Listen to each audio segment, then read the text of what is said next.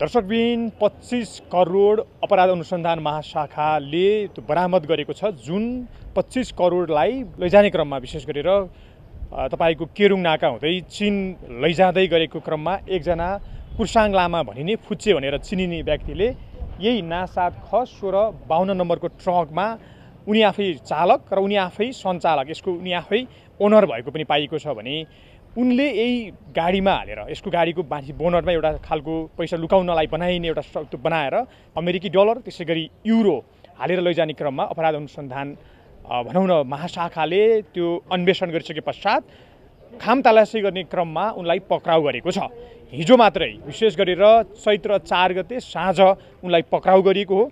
So सन्दर्भमा यो ट्रकमा उनीले विशेष गरेर भनौँ न चाइना लैजाँदै गर्दा यसलाई प्रारम्भिक रूपमा अनुसन्धान गर्दै गर्दा बुझ्दै गर्दा यसलाई सुन तस्करका लागि प्रयोग गरिएको भन्ने खालको पनि बुझ्न आएको छ भने अहिले प्रारम्भिक रूपमा जानकारी पाउँदै गर्दाखेरि उनले यो ट्रकमा आफै सञ्चालक थिए, आफै उनको यसको ओनर थिए, मालिक थिए, आफै उनी ड्राइभर थिए। उनले यही ट्रकको माथितिरको बोनटमा हालेर करिब 25 करोड भन्दा धेरै रकम चाइना लैजाँदै गर्दाखेरि पक्राउ खाएका छन् भने उनी विगत 8 वर्ष पहिले पनि सुन तस्करमा पक्राउ खाएका व्यक्ति हुन्, कुर्साङ लामा भनेर चिनिने व्यक्ति।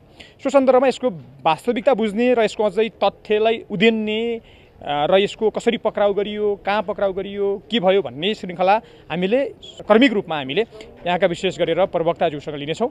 जुन गाडीमा 25 करोड नेपाली रुपैयाँ भनौँ न युरो त्यसलाई ट्रान्सफर गर्दाखेरि नेपाली 25 करोड बराबरको रकम चाहिँ युरो र अमेरिकी डलर बरामद भयो, जसको तपाईँको पछि देख्न सक्नुहुन्छ गुड्नु छ, रोडमा कमाउनु छ, नोटमा जिन्दगीको भारी बोक्नु छ, चोटमा यस्ता खालका यो एउटा भनौँ न शायरीहरू पनि लेखेका छन् उनले, जो नोटसँग पैसासँग सम्बन्धित शायरीहरू पनि यसरी उनको ट्रकको पछाडि देख्न सकिन्छ।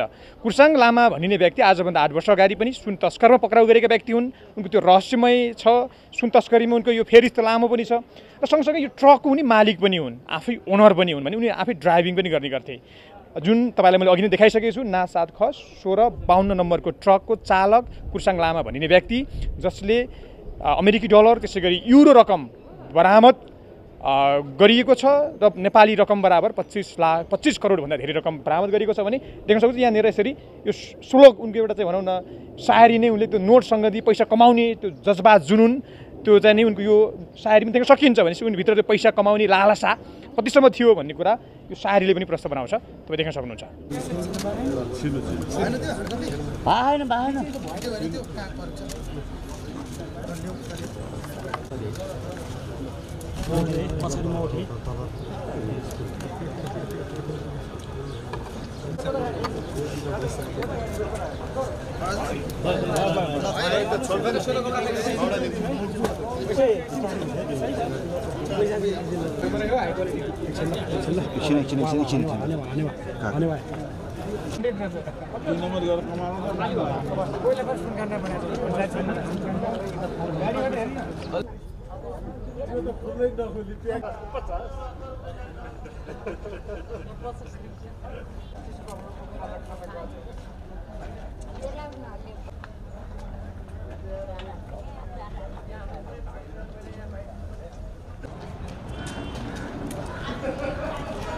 हिजो हामीले यो झोर महाकालबाट चाहिँ रसुवातिर जाँदै गरेको एउटा गाडी चाहिँ नियन्त्रणमा विशेष सुराकीको आधारमा चाहिँ त्यहाँ डलर युरोहरू छन् भन्नेको इन्फर्मेसनको आधारमा चाहिँ हामीले त्यो गाडीलाई चाहिँ महाकालबाट नियन्त्रणमा ल्याएर यस कार्यालयमा यो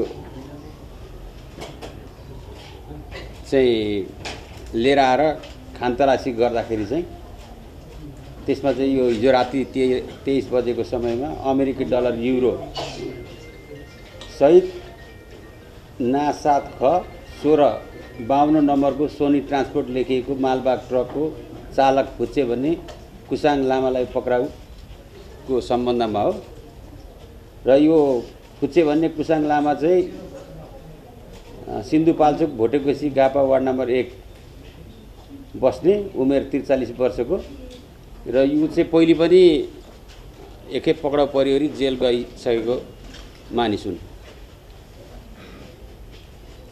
र हिजो 23 बजेको समयमा युरो तथा डलर रसुवा गढी नाका हुँदै छिमेकी राष्ट्र चीन लगिरहेछ भन्ने सूचना प्राप्त हामीहरूलाई हुन्छ र ना7 ख 1652 नम्बरको मालवाहक ट्रक गाडी शङ्का लागि रोकी थप अनुसन्धानको लागि यस कार्यालयलाई खानतलासी गर्दा उक्त ट्रकको बोनट ड्राइभर बस्ने कोठा क्याबिनको बायाँतर्फको माथिल्लो भागमा फल्स बटन बनाई लुकाई छिपाई ल्याइएको अमेरिकी डलर र युरो लगायतका मुद्राहरू फेला परेको छ। कुसाङ लामा चालक भई भरियाको रूपमा काम गरिरहेको भन्ने प्रारम्भिक बयानबाट बुझिन आएको छ। यो अहिले प्रिलिमिनरी आइसकेको छैन कसको भन्ने कुरो।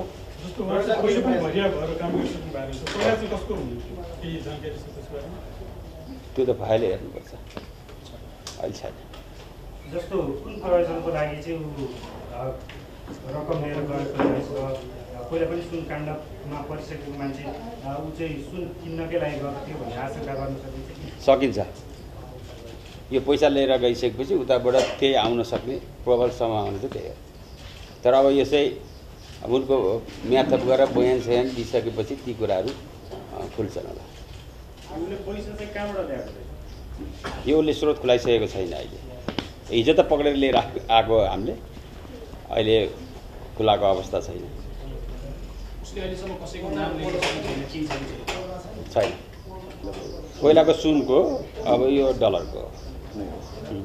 अहिले यो ट्रक पनि उनको आफ्नै हो, सायद आमाको नाममा ट्रक छ।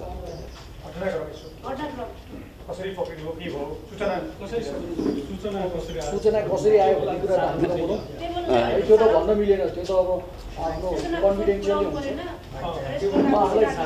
हामीलाई जोडिनु बुझ्छु। अझै विशेष सुराकीको आधारमा गरेको अपरेसन हो।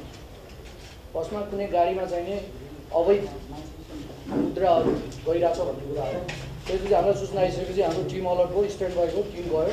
त्यसपछि यो झोडको बाटो हुँदै सामाकोसीबाट झोडको बाटो हुँदै रसुवातिर गइरहेको अवस्था हो। त्यसपछि हामीले त्यो गाडी यो गाडी हुनसक्छ भन्ने कुरामा हामी गयौँ इन्फर्मेसनको आधारमा।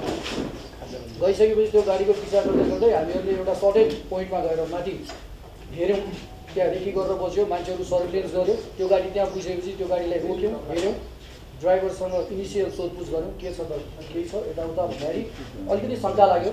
शङ्का लागिसकेपछि त्यो गाडीलाई सिधा अफिसमा लिएर आयौँ। अफिसमा लिएर आएर हामीले सम्पूर्ण लुकाउन सक्ने ठाउँहरू, किनभने हामीलाई पहिला नै यस्ता अपरेसनहरू गरिरहेको अनुभवको कारणले कुनै पनि सामानहरू लुकाउन सक्ने ठाउँहरूलाई मध्यनजर गरेर सबै ठाउँहरू भिडियोग्राफी गर्दै सबै हामीले कानुनी रूपमा अपनाउनु पर्ने सम्पूर्ण कुराहरू अपनाएर हेऱ्यौँ। हेर्दाखेरि यो आज तपाईँहरूले हेर्ने हामीले बरामद गरेका सामानहरू चाहिँ भेटिएको अवस्था। केही छ कहाँ जानला भन्दा रसुवा जानला भन्ने कुरा गऱ्यो। त्यसपछि के हो कसो भन्दाखेरि अब उसले अरू कुरा केही भनेन। त्यसपछि उसको रियाक्सन्सहरू हामीले रियाक्सन्स एक्सन्स सबै हामीले रिड गर्दाखेरि चाहिँ केही हुनसक्छ भन्ने हामीलाई चाहिँ शङ्का लाग्यो। ट्रकभित्र अरू सामान चाहिँ अरू छैन, खाली छ। उसले चाहिँ के लिन जान लाग्यो भन्दै थियो, के लिन भन्दैन, उताबाट केही सामान आयो भने म सामान लिएर आउँछु भन्ने उसको भयो। अरू अहिलेसम्म हामीले हेर्दाखेरि देखिएको छैन, हामी हेर्दैछौँ। अघि ट्रक चलाउने काम गर्यो भन्छ उसको बयानअनुसार। अरू हामी खोज्दैछौँ। यो मान्छे निरन्तर रूपमा सुन तस्करीमा लागे जस्तो देखिन्छ। निरन्तर अब एकचोटि फेला पर्यो पहिला नै, अहिले यो दोस्रो टाइम फेला पर्यो। अब बिचको पिरियडमा यो फेला नपरिसकेको अवस्थामा हामीले हो नै भन्न पनि नसकिने अवस्था हो। तर ट्रेन्ड हेर्दाखेरि चाहिँ नै लगभग देखियो। त्यो पैसाको मामलामा उसले क्लियरली यही हो भनिसकेको अवस्था छैन। त्यसैले कोही दुईवटा मान्छेहरू आएर मेरो गाडीमा त्यहाँसम्म पुगाइदिए भनेर भनेको छ भन्ने कुरा छ। त्यो हामी अनुसन्धान गर्दैछौँ, पछि आयो भने सेयर गर्छौँ। सर, योभन्दा अगाडिको सुन केसमा चाहिँ हजुरहरूले ऊ मात्र एक्लैलाई चाहिँ पठाउनु भएको थियो कि त्यो बेलामा पनि उसले 7 केजी सुन लिएर आइरहेको अवस्थामा फेला परेको। त्यो बेलामा लगेको होइन कि लिएर आउँदाखेरि 7 केजी सुनसहित फेला परेको। त्यति बेला चाहिँ अरू कोही संलग्न छ त्यसमा भन्ने। अब यस्तो केसमा के हुन्छ, हामीले प्रिलिमिनरी इन्भेस्टिगेसन गर्ने, त्यसपछि सम्बन्धित निकायमा पठाइदिन्छौँ, राजस्वमा पठाएको, त्यसपछि बाँकी अनुसन्धान राजस्वबाट भएको। अहिलेसम्म अमुक व्यक्तिहरू भनेको छ, तर नाम भनेको छैन। हामी एक्लै थियो, गाडीमा एक्लै हो कि भन्ने धेरैको आशंका रह्यो, किनभने उता सुन किन्नै गयो भन्ने धेरैको आशंका रह्यो। अब अहिलेसम्म उसको भनाइअनुसार चाहिँ उसले लिएर गएको मात्र आएको छ, बाँकी हुँदैछ। केही आयो भने हाम्रो बरामदी रकमको डलर बरामदी रकमको हकमा चाहिँ अहिलेसम्म ठुलै हो। अहिले हामीले उता बाहिर डिस्प्लेमा राखिदिएको छौँ त्यो सबै रकमहरू होइन, त्यहाँ पनि खिचौँ न। नेपाल प्रहरीले अहिलेसम्म समातेको नगद रकम चाहिँ यो अहिलेसम्मको ऐतिहासिक रेकर्ड हो भन्न खोजेको। अब यही ठ्याक्कै कसरी भन्न सकिन्छ र, हो कि जस्तो लाग्छ हामीलाई चाहिँ होइन। पहिले योभन्दा धेरै अब अरू अरू डिस्ट्रिक्टमा पनि भएको पनि हुनसक्छ, यो ठ्याक्कै चाहिँ भन्न सकिँदैन। यो कार्यालयको चाहिँ यो अहिलेसम्मको ठुलो रकम हो।